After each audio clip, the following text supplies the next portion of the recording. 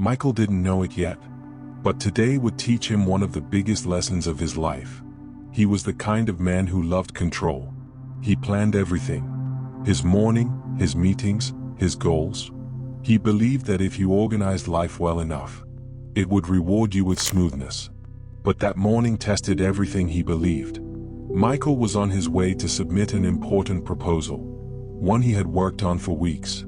If approved, it would help him launch a community project he'd been dreaming about for years.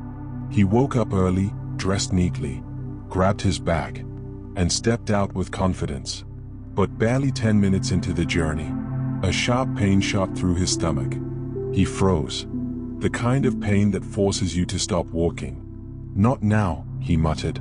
He rushed into a small pharmacy down the road. The pharmacist checked him and said, "You need to sit and rest a bit. Your blood pressure is really high. Please don't stress yourself." Michael wanted to argue. He had a deadline.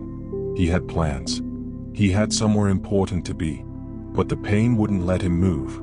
So he sat, angry, frustrated, staring at the clock. 10 minutes passed. Then 20. Then almost an hour.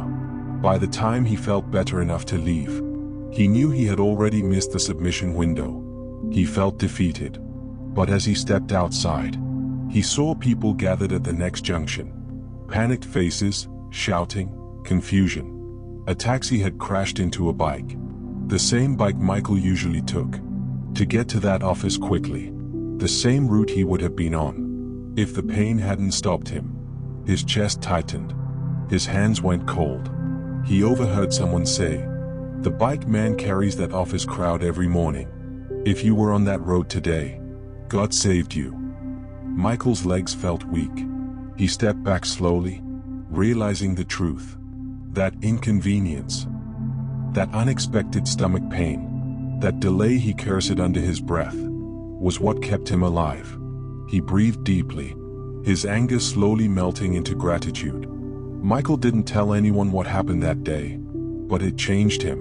Later that evening, as he sat alone in his room, he replayed everything, the pain, the delay, the crash he could have been a part of. And for the first time in a long while, he felt grateful for something that didn't go his way. He whispered to himself, "I was fighting the delay, and the delay was saving me."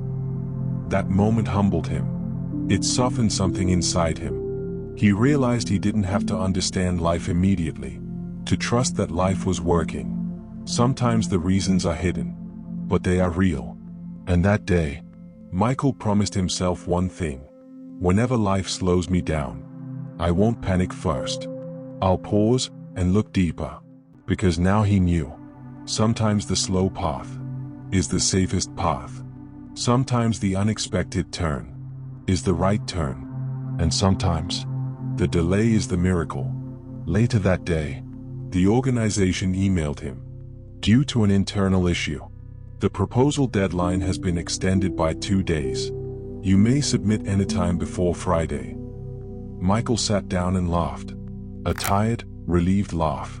Everything suddenly made sense. He learned something powerful that day. Life is not always blocking you.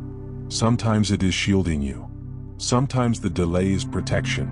Sometimes the interruption is direction. Sometimes the closed path is the one that would have harmed you.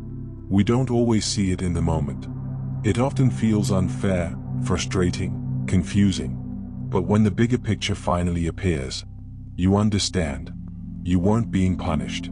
You were being preserved. So the next time your plans scatter, before you complain, breathe, and remember, Michael, life might be saving you from something you cannot see yet. Because truly, everything happens for a reason.